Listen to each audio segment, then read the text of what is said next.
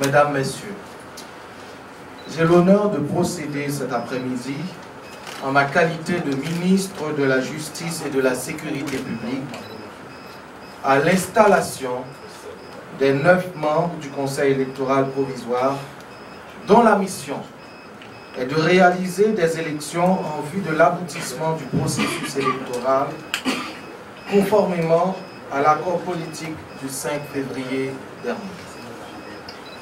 Ce Conseil électoral provisoire est constitué d'hommes et de femmes désignés par les différentes institutions, à savoir celles de la société civile, du secteur religieux et d'autres, après consultation entre le président de la République, son Excellence M. Jocelyn Briver, et les forces vives de la nation.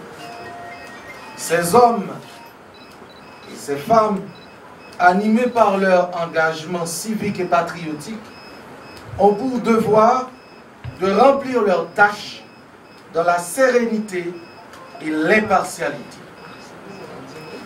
Nous avons tous un rendez-vous incontournable quant à la poursuite du processus électoral, lequel rendez-vous nous permettra de sortir le pays de cette situation exceptionnelle qui sévit depuis plusieurs mois.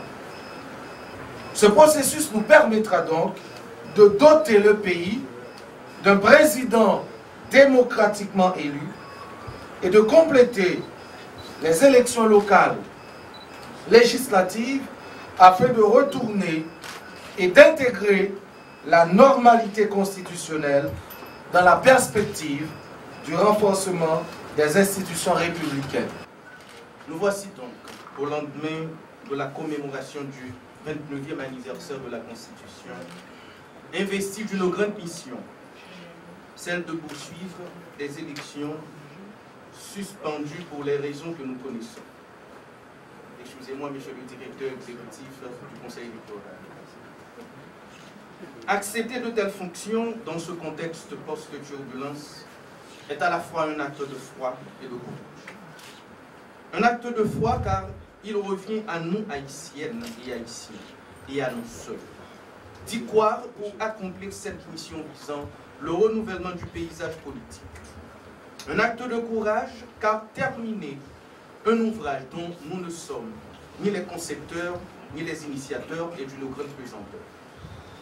Voici en quelques mots ce qui traduit l'état d'esprit dans lequel nous recevons cette investiture et qui nous anime à abattre cette besogne à la dimension de l'attente de la nation tout entière.